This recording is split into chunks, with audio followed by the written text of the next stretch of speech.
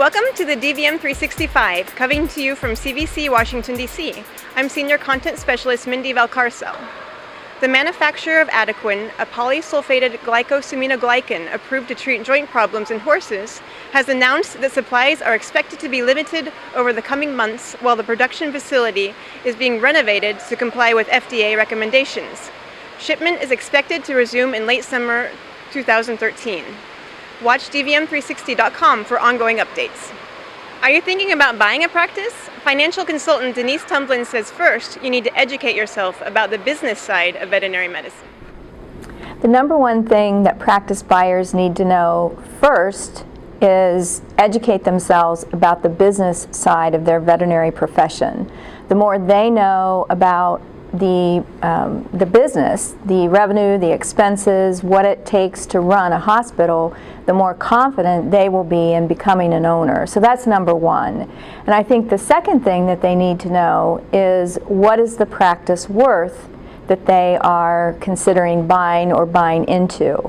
If the owner has just come up with a number and said, this is what my practice is worth, as a savvy buyer, you need to ask them for a certified valuation report, so that you're sure the price you're paying is a fair price.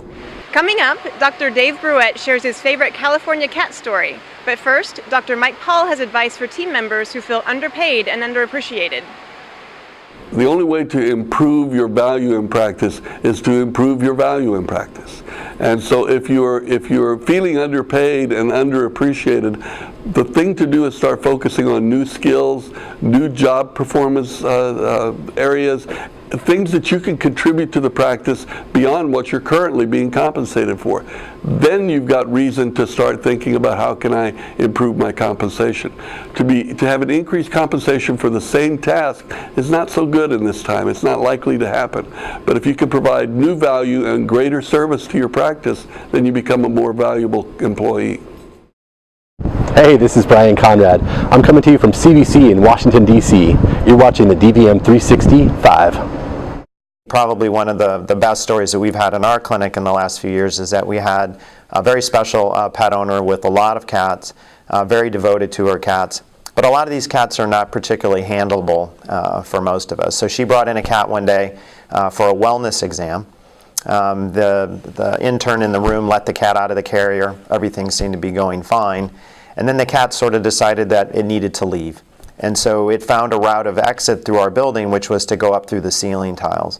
So the cat scaled the wall, popped through the ceiling tiles, and this was in a 3-story building. We didn't see the cat for 4 months.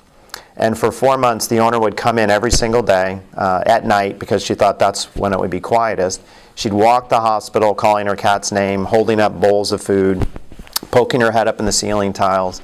And every once in a while, we'd hear the cat kind of running around on the surface of the roof. And about 3.5 months later, she left a bunch of food laying down in one of our examination rooms. The cat came down, got down onto the floor, ate some food, crawled back into its cat carrier, and that concluded its 3.5-month wellness exam at our hospital. That does it for us here in DC. If you have suggestions for future shows, email us at dvm360@advancedstar.com. And for the latest news, medicine, and business information, visit dvm360.com every day. Welcome to the first one.